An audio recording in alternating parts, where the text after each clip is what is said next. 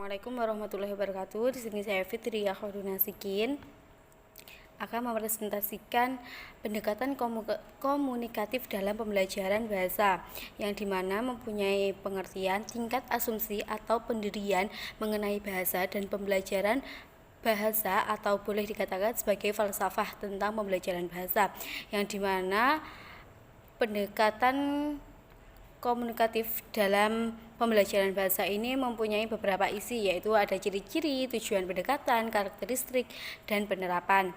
Yang dimana ciri-ciri tersebut ialah acuan berpijaknya, tujuan belajar bahasa, silabus pengajaran bahasa harus ditata sesuai fungsi pemakaian bahasa. Terus peran bahasa dalam pengajaran bahasa tetap diakui, tujuan utama dan peran pengajar sangat vital sebagai pengelola kelas dan pembimbing peserta didik dalam berkomunikasi. Itu adalah sebagian dari ciri-ciri pendekatan komunikatif dalam pembelajaran bahasa Indonesia. Tujuan pembelajaran dengan pendekatan komunikatif mengembangkan kompetensi komunikatif yang dilandasi oleh pemikiran bahwa kemampuan menggunakan dalam berkomunikasi. Menurut Canale dan Merrill Swain, terdapat 4 komponen yang berkenaan dengan konsep kompetensi komunikatif. Yang pertama, kompetensi gramatikal. Yang kedua, kompetensi wacana. Yang ketiga, kompetensi sosiolinguistik. Yang keempat, kompetensi strategis. Menurut Juanda, pendekatan komunikatif merupakan pendekatan yang dilandasi oleh pemikiran bahwa kemampuan menggunakan bahasa dalam berkomunikasi merupakan tujuan yang harus dicapai dalam pembelajaran bahasa. Berdasarkan dua pendapat di atas, dapat diketahui bahwa tujuan utama dari pendekatan komunikatif dalam pembelajaran bahasa Indonesia yaitu menyangkut kompetensi komunikatif yang meliputi kompetensi gramatikal, wacana, sosiolinguistik, dan strategis.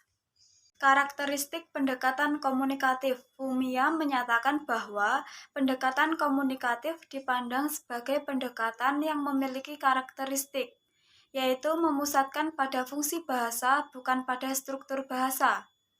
Kedua, komposisi silabusnya terpusat pada fungsi dan nosi. Yang ketiga, dimulai dari analisis kebutuhan siswa. Menurut Prigawidagda, karakteristik pendekatan komunikatif yaitu yang pertama mengembangkan keterampilan komunikasi pembelajar, yang kedua belajar bahasa adalah belajar berkomunikasi, yang ketiga komunikasi yang efektif merupakan tuntunan. Berdasarkan pendapat di atas, dapat diketahui bahwa karakteristik pendekatan komunikatif ditinjau dari segi siswa, proses pembelajaran, dan tujuan pembelajaran. Selanjutnya adalah penerapan pendekatan komunikatif dalam pembelajaran bahasa. Penerapan pendekatan komunikatif sepenuhnya dilakukan oleh siswa, sedangkan guru hanya sebagai fasilitator. Penerapan pendekatan komunikatif dalam pembelajaran bahasa dapat didasarkan pada cara belajar siswa yang sekarang dikenal dengan istilah Student-Centered Learning atau SCL. Dalam pendekatan komunikatif, ada beberapa metode yang dapat diterapkan, yaitu metode simulasi, metode kaji pengalaman, metode Student Team Achievement Division atau STAD, dan yang terakhir metode Team Games Tournament atau TGT. Berikut ini penjelasan lebih lanjutnya. Yang pertama, metode simulasi. Metode ini dapat diterapkan dengan aturan sebagai berikut. Yang pertama, siswa dibagi atas beberapa kelompok kecil. Setiap kelompok paling banyak 4 orang. Kemudian, guru menyediakan topik-topik pembicaraan yang akan dibahas oleh setiap kelompoknya. Yang ketiga, guru berkeliling mengawasi kelompok dan sekali-kali melakukan tilang bahasa. Yang keempat, kesalahan umum dibicarakan secara umum. Yang kelima, diusahakan agar anggota kelompok berani mengemukakan pendapatnya. Yang keenam, guru mencatat kesalahan yang muncul. Yang ketujuh, kesalahan ini dapat dimunculkan dalam evaluasi. Dan yang terakhir, untuk memperbaiki kesalahan, sebaiknya siswalah yang memperbaikinya. Kemudian metode yang kedua yakni metode kaji pengalaman. Metode ini dapat diterapkan dengan aturan sebagai berikut. Yang pertama, siswa diundang ke depan kelas, kemudian siswa diminta untuk mengemukakan pendapatnya mengenai topik yang telah disediakan. Yang ketiga, guru memberanikan siswa agar ia dapat mengemukakan pendapatnya. Dan yang keempat, guru dapat memperbaiki kesalahan penggunaan bahasa yang dilakukan oleh siswa. Yang kelima, para siswa mencatat kesalahan dan perbaikan yang dibahas bersama-sama.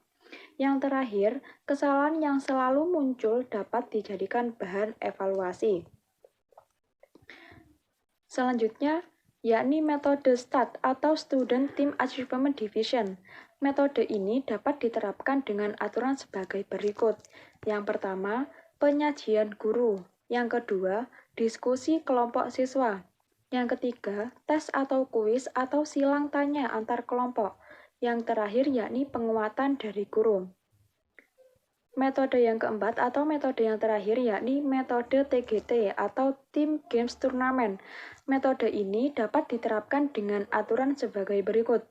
Yang pertama, identifikasi masalah. Yang kedua, pembahasan masalah dalam kelompok. Yang ketiga, presentasi hasil bahasaan kelompok atau turnamen. Dan yang terakhir adalah penguatan oleh guru. Itu tadi pemaparan materi dari kelompok kami. Apabila ada kurang lebihnya, kami mohon maaf. Wassalamualaikum warahmatullahi wabarakatuh.